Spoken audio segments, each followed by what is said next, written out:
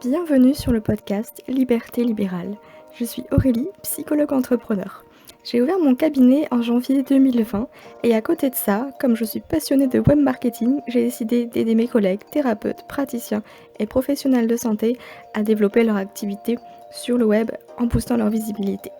Ce podcast abordera donc les thématiques du référencement et du web marketing afin que vous puissiez vivre sereinement de votre activité. Je vous souhaite une bonne écoute. Bonjour à tous et bienvenue dans l'épisode numéro 17 du podcast Liberté libérale. Aujourd'hui, je vous retrouve avec pour sujet comment se démarquer des autres thérapeutes. Alors vous voilà maintenant installé à votre compte en tant que thérapeute et vous vous demandez comment est-ce que vous allez bien pouvoir vous démarquer des autres thérapeutes de votre ville. Dans ce podcast, je vous donne 3 conseils pour tirer votre épingle du jeu et sortir du lot par rapport à vos concurrents. Entrons tout de suite dans le vif du sujet. Alors, tout d'abord, que vous soyez fraîchement diplômé ou avec une expérience de 10 ans dans le salariat, votre meilleur atout, c'est vous.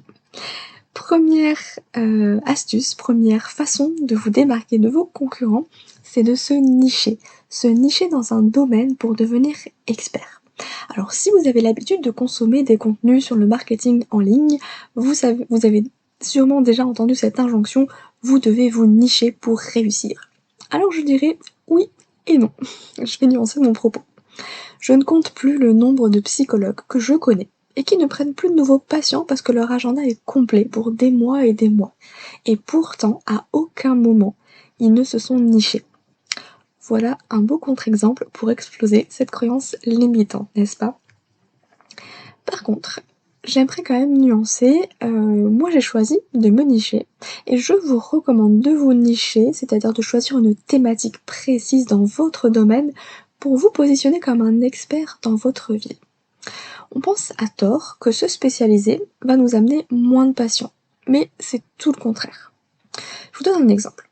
Si vous avez des problèmes de vue, vous allez certainement prendre rendez-vous avec votre ophtalmo et non avec votre médecin traitant, n'est-ce pas ? Et bien dans le domaine du bien-être, c'est la même chose. En tant que patient, on veut les meilleurs thérapeutes pour nous prendre en charge.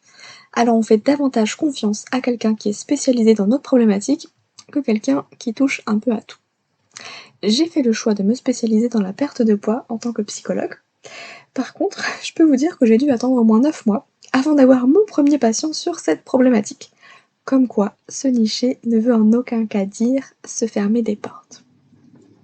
Alors, si cette technique vous parle, ça vous permettra de sortir du lot rapidement, notamment si il y a énormément de thérapeutes dans la ville où vous avez choisi de vous installer. Et j'aimerais ajouter une petite chose, une petite nuance, qui fera toute la différence pour vous, je pense.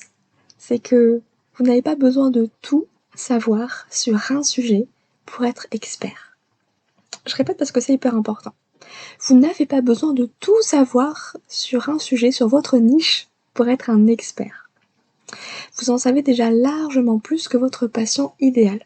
Et ça suffit pour être spécialisé dans ce domaine-là.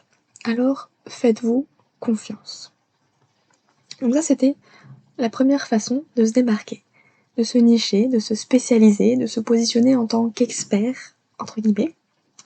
Je mets des guillemets à expert parce que tout de suite on a l'impression qu'il faut avoir 10 ans d'expérience et qu'il faut connaître votre sujet sur le bout des doigts. Non. Vous en savez déjà plus que votre patient idéal qui lui vient vous voir pour cette problématique, donc vous êtes un expert à ses yeux, et ça suffit amplement. Et la vie fait que on se documente, on se forme à chaque jour, à chaque fois finalement, tous les jours, voilà. C'est mieux, c'est plus français, on va dire. La deuxième chose que j'ai envie d'aborder, c'est d'avoir un objectif précis dans votre communication. Donc si le fait de se nicher ne vous parle pas, eh bien moi je vous propose un autre axe pour vous démarquer. C'est simplement d'avoir un objectif précis dans votre communication. Je m'explique.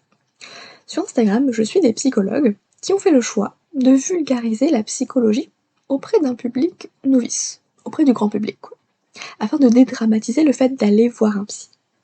Ça, c'est un objectif précis, vous voyez, sur lequel vous pouvez vous positionner pour vous démarquer. Ainsi, vous ne serez pas frustré et vous pouvez parler de tous les sujets qui vous font plaisir, de la dépression au HPI, à la confiance en soi, etc., etc. En plus, la vulgarisation des concepts des concepts professionnels en tant que tels, intéresse beaucoup le grand public. Alors, la question que j'ai envie de vous poser, c'est: êtes-vous prêt à porter cette casquette? Si la réponse est non, eh bien on va passer au dernier conseil, à la troisième façon de se démarquer, celle qui pourra certainement vous plaire le plus. C'est votre personnalité. La troisième façon de se démarquer, c'est avec votre personnalité, parce que votre personnalité est votre plus grande force. Mais est-ce que vous êtes prêt à assumer qui vous êtes? Et oui, parce que notre personnalité peut être un atout considérable. Et je suis prête à parier que vous suivez déjà certaines personnes, certains thérapeutes sur les réseaux sociaux pour ce qu'ils dégagent, pour leur énergie, pour leur bonne humeur, pour leur façon de parler, etc., etc. Et si c'était vous? Alors, certes, ça demande d'avoir une certaine confiance en soi et de s'assumer pleinement, mais quel plus beau cadeau que d'être contacté pour qui on est, en plus de notre métier. Parce qu'aujourd'hui, il y a tellement de thérapeutes en libéral que les patients, ils ont le choix. Et ils vont choisir en fonction de différents critères, notamment l'expertise, votre apport sur les réseaux ou en ligne, mais aussi vous, tout simplement. Il ne faut pas oublier que nous ne sommes pas notre métier. Et qu'entre deux personnes, pour qu'une relation se crée, il y a une question de feeling. Alors soyez authentique et autorisez-vous à ne pas être parfait avec vos patients au cabinet. Non seulement c'est plus sympa, mais en plus, ils verront que vous aussi vous êtes humain, et ça, je peux vous dire que c'est carrément rassurant, voire même déculpabilisant pour eux.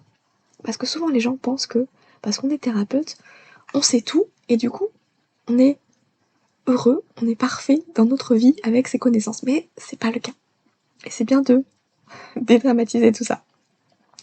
Et je ne vous raconte pas le nombre de fois où au cabinet, je cherche mes mots, je bafouille, etc., etc. Et pourtant, mes patients y reviennent quand même. Et je pense, en tout cas je l'espère, renvoyer l'image d'une psy accessible, sympathique. Ce qui fait que mes patients m'envoient même des smileys dans leur SMS. Alors attention, ça veut pas dire que je suis pas professionnelle, pas du tout. Il m'arrive aussi de rire avec mes patients, de faire des blagues avec eux, en consultation. Néanmoins, le cadre thérapeutique et le respect mutuel sont toujours présents. Donc l'idée c'est de trouver votre place. Et je vous répète un petit peu les 3 façons de vous démarquer, il y en a certainement d'autres, mais là j'ai envie d'axer sur ces 3-là. La première, c'est de se nicher dans un domaine, de se spécialiser dans une thématique précise. Et ça peut être aussi simplement de choisir la thématique qui vous plaît le plus, avec quelle problématique vous avez envie de travailler, essentiellement. Ça peut aussi être une manière justement de se nicher à ce moment-là. La deuxième, c'est d'avoir un objectif finalement dans votre façon de communiquer. Ça peut être de vulgariser une thématique, ça peut être de rendre accessible avec humour finalement une thématique, que ce soit la diététique, la sophrologie, la psychologie, etc. Trouvez un peu votre patte à vous. Et votre personnalité. Donc là, il n'y a pas grand chose à faire à part vous assumer. Assumer qui vous êtes, mais du coup ça va demander un travail d'exposition, quelque part.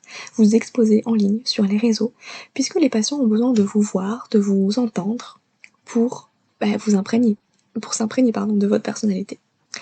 Donc, qu'est-ce que vous allez choisir finalement? Je serais curieuse de savoir un petit peu, dites-moi dans les notes du podcast, ou venez me parler en privé, ce serait avec plaisir de pouvoir échanger avec vous sur ce sujet. J'espère en tout cas que c'est un peu plus clair pour vous, et que ça vous rassure, parce que c'est ça le but aussi, que vous soyez rassurés. C'est pas parce qu'il y a 1 million de thérapeutes déjà en ligne que vous n'avez pas votre place. Au contraire, vous pouvez vous démarquer sans forcément apporter une innovation, sans forcément apporter quelque chose d'unique, de jamais vu. Non, vous pouvez simplement assumer qui vous êtes, choisir avec qui vous voulez travailler, quelles problématiques vous plaisent le plus pour orienter votre communication là-dessus. Moi je vous souhaite une très belle journée, soirée, en fonction du moment où vous m'écoutez, et je vous dis à bientôt dans un nouvel épisode du podcast. À très vite.